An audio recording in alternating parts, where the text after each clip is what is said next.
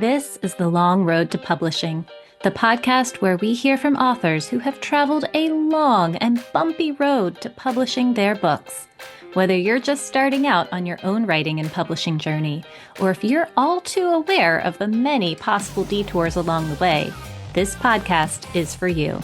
I'm your host, Eva Langston, author, writing instructor, and creator of Eva's newsletter for writers on Substack. Thank you so much for coming along on the ride.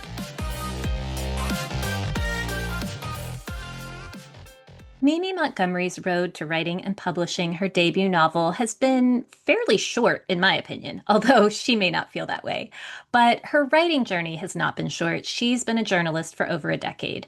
So I think we should include that in her journey because not only am I sure all those years of writing for a living helped when she started to work on a novel, but I've also heard a lot of agents say they like to sign writers with a background in journalism because these are people who know how to write on a deadline and are comfortable being edited.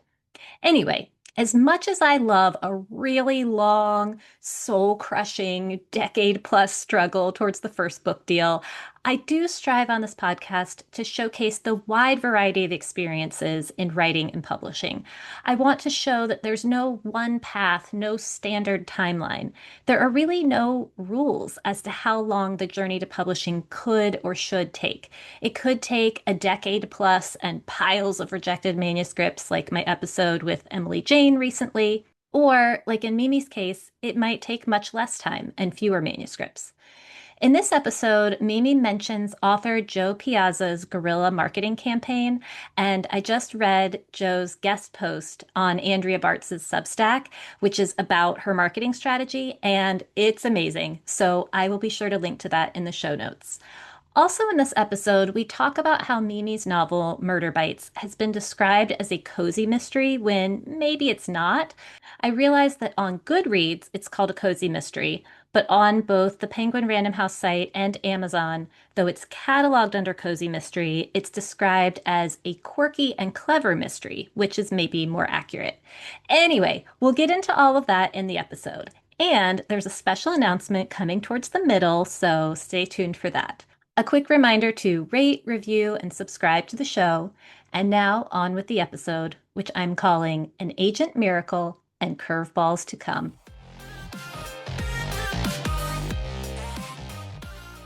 Mimi Montgomery is a reporter at Axios. She's written for the Washington Post, Washingtonian, Garden and Gun, and Outside Magazine, and her reporting has been featured on Jimmy Kimmel Live, Inside Edition, and CNN, among others. Mimi attended the University of Virginia and has a master's from Georgetown University. Originally from North Carolina, she lives in D.C. with her husband, son, and several furry dependents. Murder Bites is her first novel. So welcome to the Long Road to Publishing, Mimi. Thank you so much for having me. I'm so excited to be here. Yeah, me too. And I guess, your book I know is about pets, and my cat just seems to be wanting to. He does not usually come to the interviews, but he's right here. He So knew. he He knew. knew. So before we get started on your whole journey, Murder Bites is coming out. I think when this episode releases, it will have literally come out like the day before. Yeah. So do you want to give us a quick elevator pitch of what it's about? So it comes out August 4th.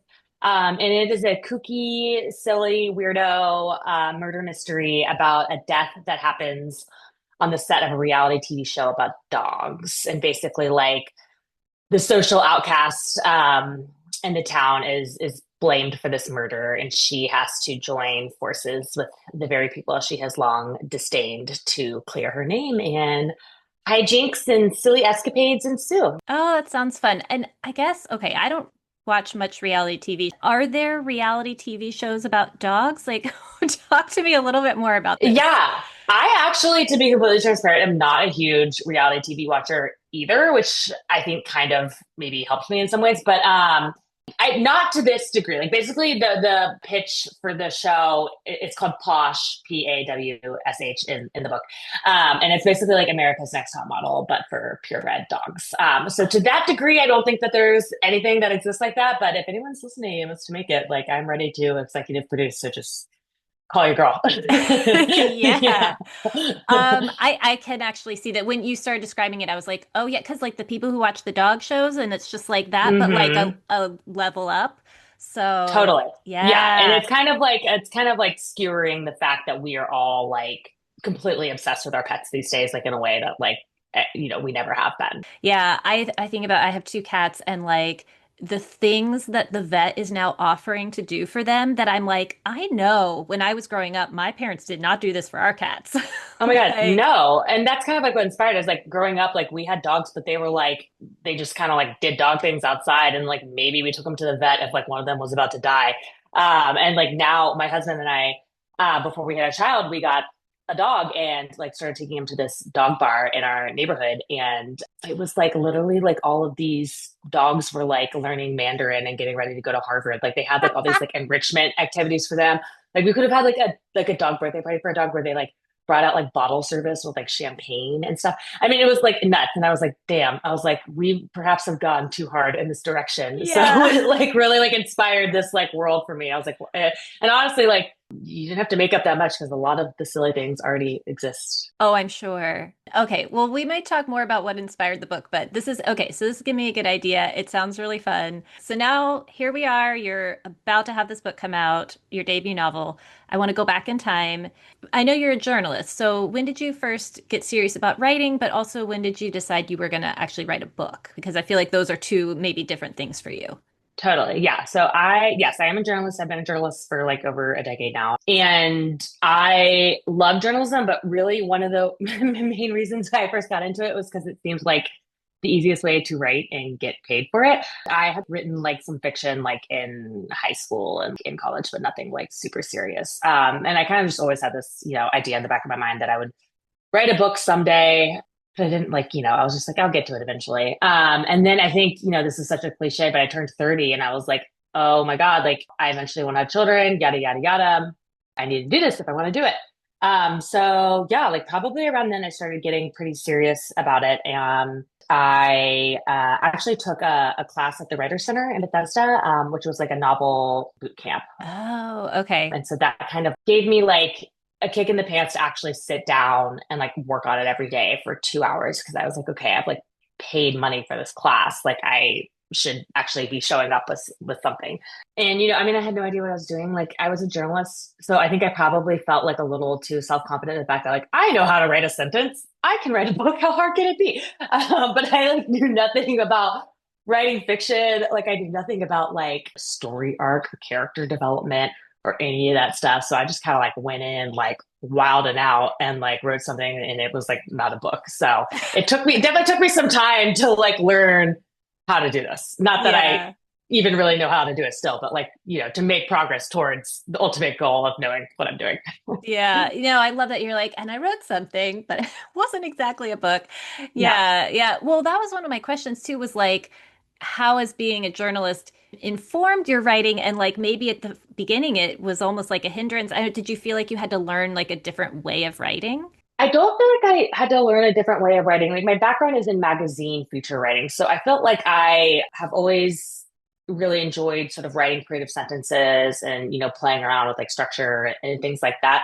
But it really was like the whole, like the plot elements to me were like an entirely new thing I had to learn. So it's like you want to make sure the stakes are being elevated. You want like to have an inciting incident. You want your characters to not only be, facing external stakes, but like internal stakes and transformation, all that stuff. And I wrote this book and it was like, just people sort of like vibing out for 300 pages. Like it was like really nothing happening. And like, I think I showed it to someone. They were like, yeah, this was like an interesting thought experiment. So I definitely had to learn that. But as far as like what was helpful about being a journalist is that I am really not precious about my writing. Like I know some people really sort of see it as this like, and to a degree, I do think there is this sort of like almost mystical element that hits you when like the writing is really going and in it you hit a flow state. And I totally have experienced that. But for the most part, it really is like unglamorous and it's unsexy and it's like you're getting your ass in a seat and you're just like pounding away. And like as a journalist, like I have a deadline every day at 3 p.m.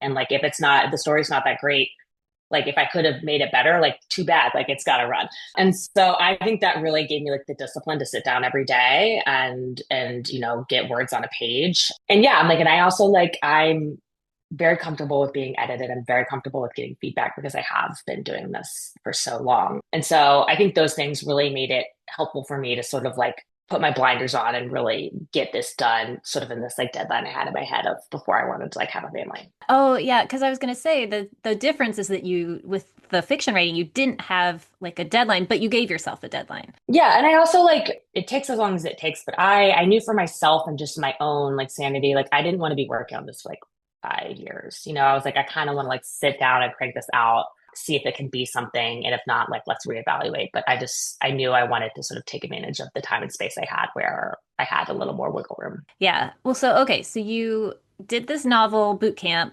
and you wrote this book that nothing much happened, which most of us have all been there.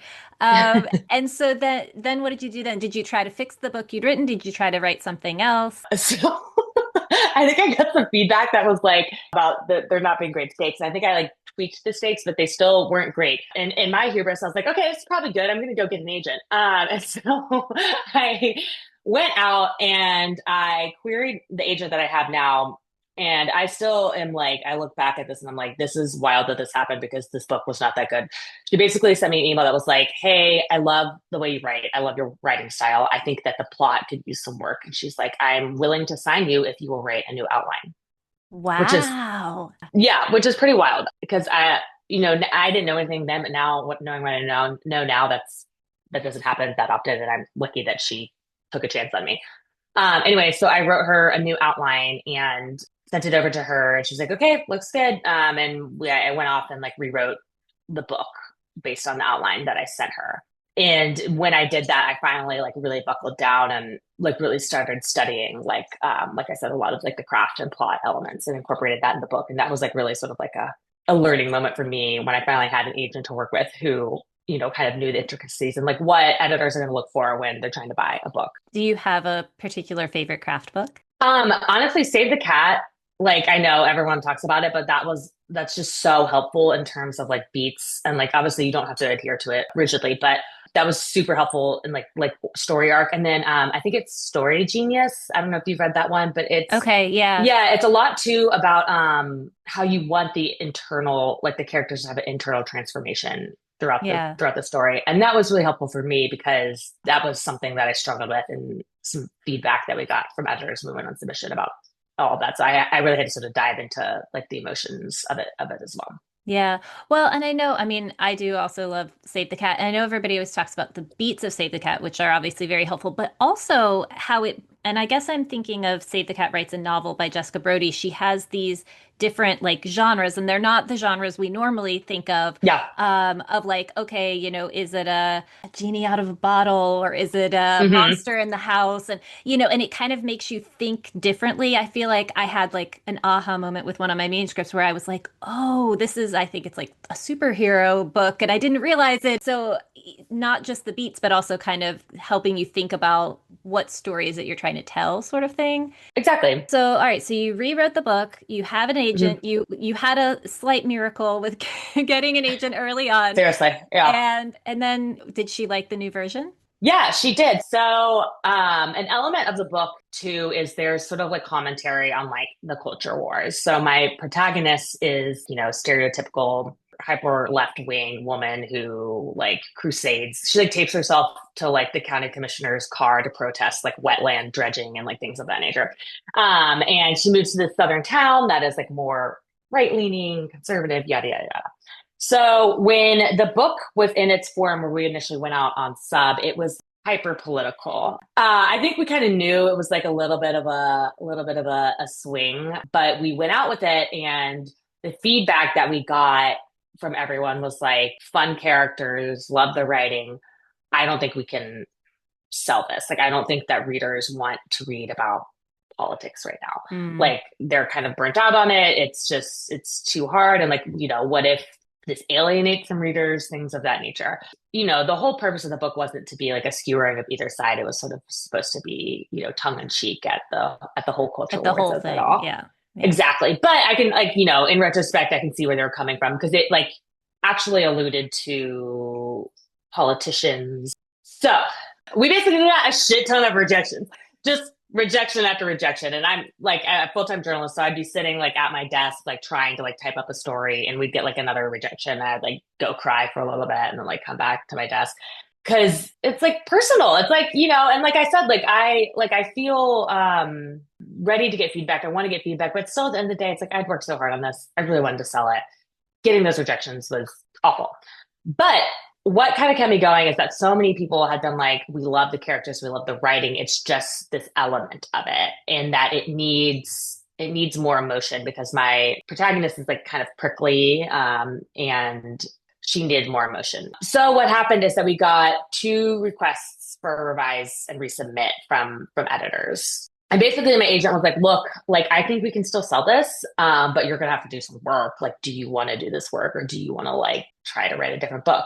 And I really loved the characters. I really, wanted to sort of keep working with them, and the setting and all of that. So I think I got like the request for revise and resubmit like in May, and I just went like beast mode and like completely reworked the book for like 3 months. And by the end of summer, I like had a new draft. So you had two different editors at two different houses asking for revise and resubmit. Did they give you feedback of specifically, I mean, I guess you said they wanted more emotion.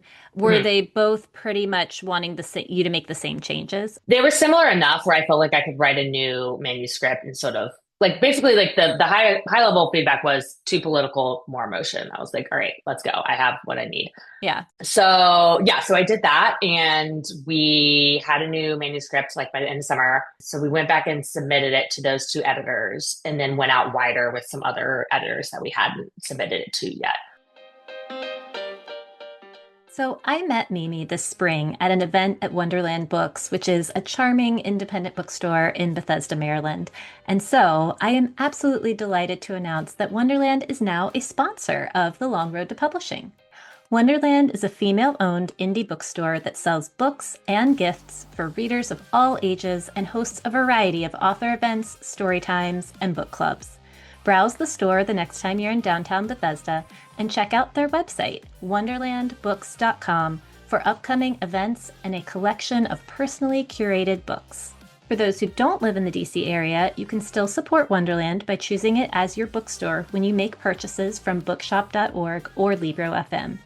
For those who live in the DMV, support Mimi and Wonderland on September 16th at 7 p.m. at Dog Days Social Club in Logan Circle, which is, yes, a dog bar.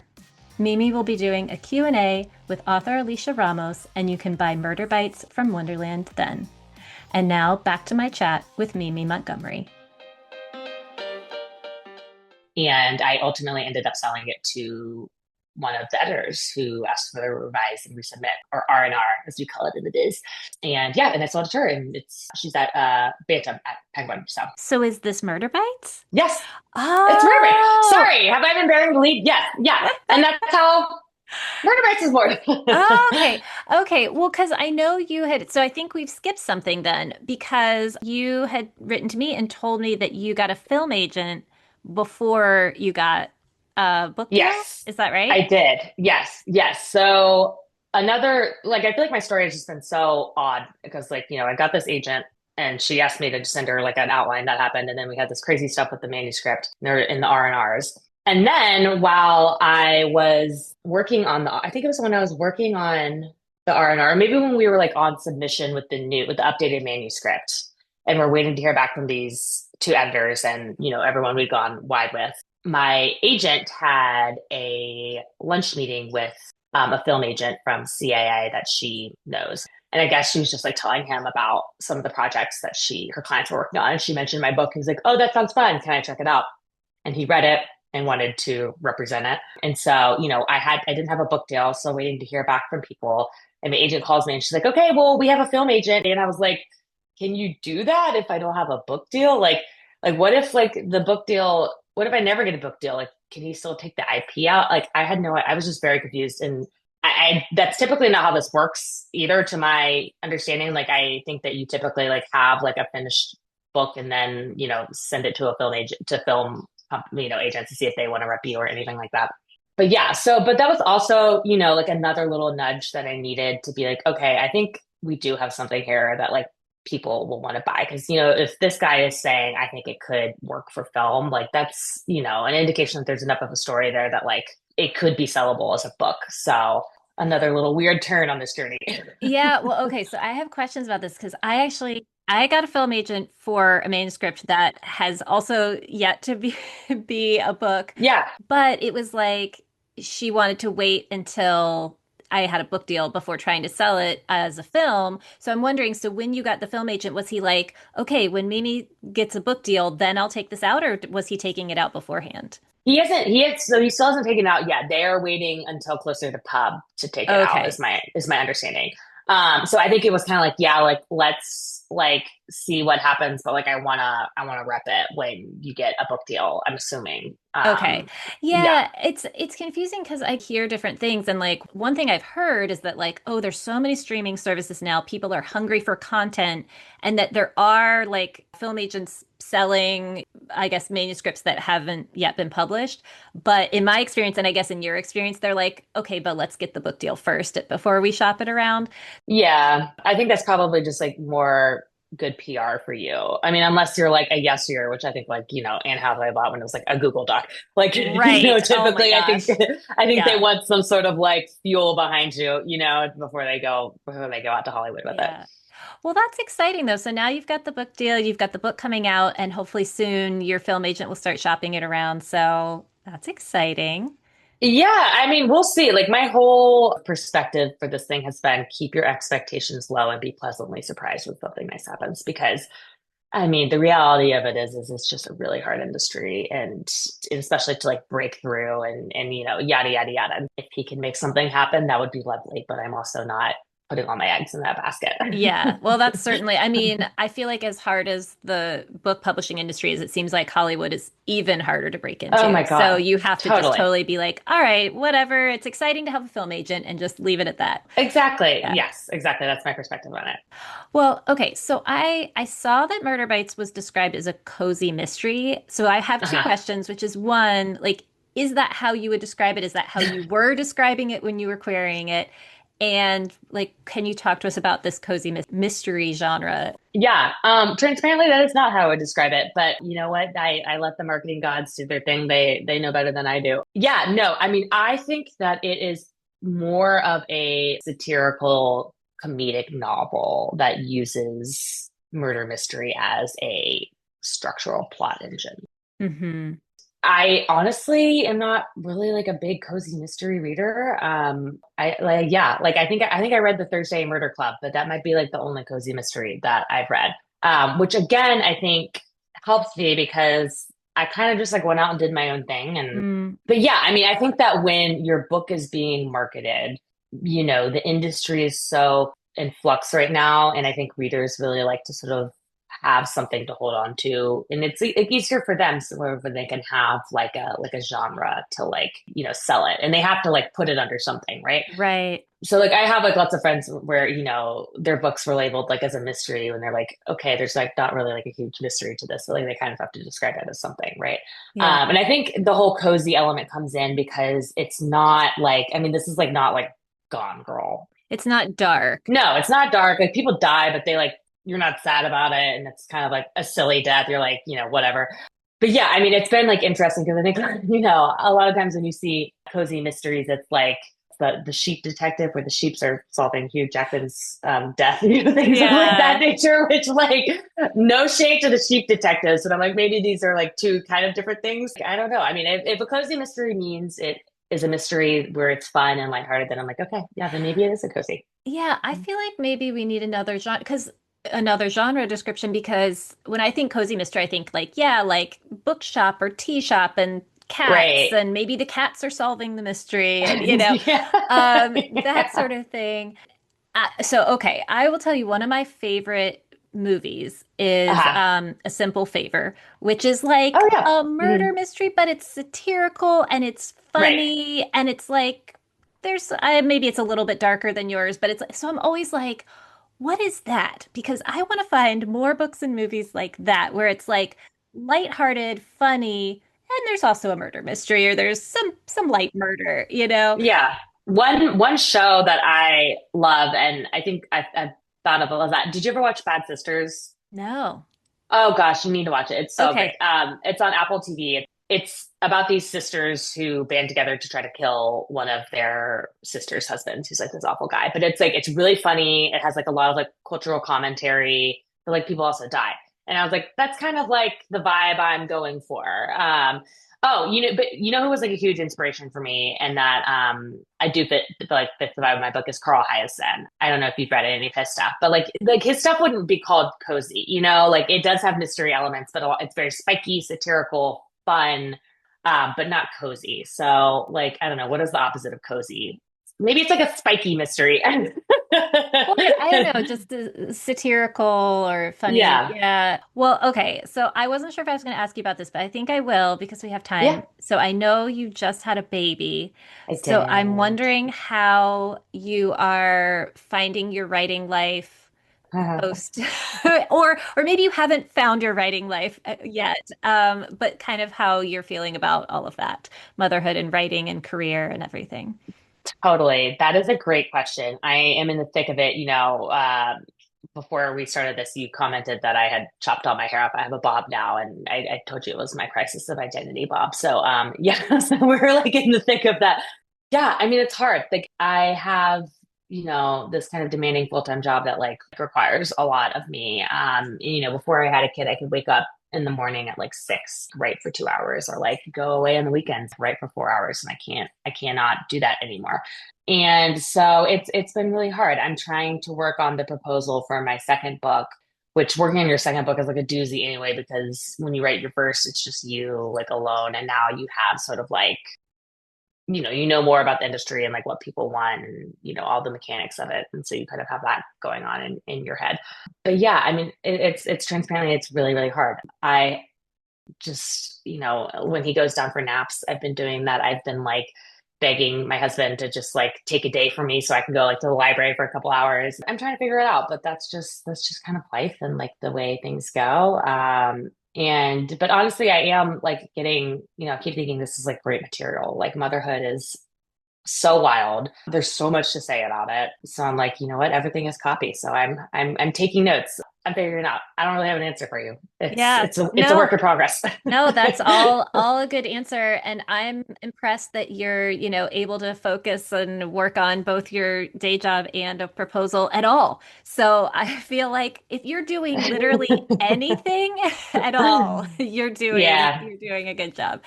Yeah, but it is hard. And I guess I didn't know if you were feeling like any pressure to like have, okay, I've got to have another book out in a year or 2 years, or if you're just like, you know what, it'll happen when it happens. Oh, yeah, I feel so much pressure, but it's all self-imposed. Like, you want to keep the ball rolling. You don't want to like wait too long. You got to keep working, especially for someone like me that I can sort of be a bit of a workaholic, but like pressure to make it good and like fear that my brain has atrophied and I'm like coming up with these ideas that are like horrible. Yeah, so I do. It's all self-imposed, and if a friend were telling me this, I'd be like, "Oh my gosh, be easier on yourself." But it's hard when you're, the person doing this and it means so much to you and you want to build a career and keep the ball rolling and all that. Yeah. Do you feel like in an ideal world you would want to just write novels, or do you still want to keep doing like you still feel good about your journalism work? I genuinely love journalism and I always want to do it in some form. I think that, maybe someday like it would be great if I could have more of like a patchwork career where I can spend a little bit more time writing fiction, and freelancing and what have you. Because, we also need money to live. Yeah, yeah. So that's important.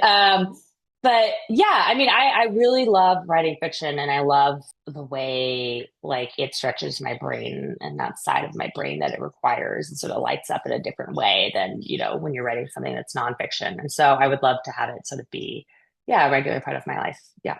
Yeah. Well, what is something that surprised you on your writing and publishing journey? And it can be a good surprise or a not so good surprise or one of each. I have found it so confounding how opaque the publishing industry is. Even just now when we were talking about like the film agent of it all, and I was like, I don't know, like would he have gone out if I didn't get a book deal? I have no idea. It's because basically like, and this, your agent is the medium between you and all these other editors and people. So you're never really having like direct conversations with an editor often about things. And you never really know like what, like people are so cagey about talking about their advances, and the publisher's weekly announcements are like in this like coded language that you have to like figure out. So it's very opaque. And for me, that's frustrating because like as a journalist, like I have been conditioned to sort of be very frank and like have conversations about money and things like that. And like I think it is important to have these kinds of conversations so you can sort of advocate for yourself and know where you stand. But that's just not the case in publishing at all, which makes things like hard to like know where you stand and like where you stand in relation to your publishing house and all of that. I just wish that like we would all collectively agree that this is like not really benefiting anyone and that we could have like more transparent conversations or like disrupt the industry a little bit in some way, because I feel like it's kind of shooting everybody in the foot a little bit, right? I mean, do you feel that way? Well, the crazy thing is I feel like it's so much less opaque than it was even like 10 or 20 Oh, years really? ago. Okay. Okay. So it's like we're definitely moving in the right direction. Well, so Yeah. just as an example, you mentioned the like coded language in Publishers Marketplace where it's like, so and so in a very good deal or a, significant deal.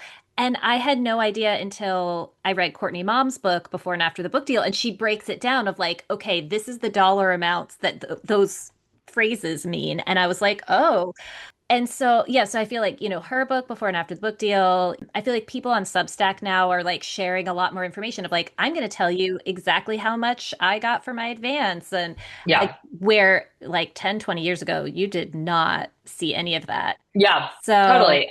Yeah. And that's been like, that was like a saving grace for me, like coming into this industry like 4 years ago where I didn't know anything. It's like Substacks, Courtney Mom, following people on Instagram, shit no one tells you about Reddit. Like all of those resources were like tremendously helpful. So yeah, I honestly like can't imagine doing this without having access to that kind of stuff today. Cause like it would be so like sort of gatekeepy and elusive, I feel like, if yeah. you didn't like have that.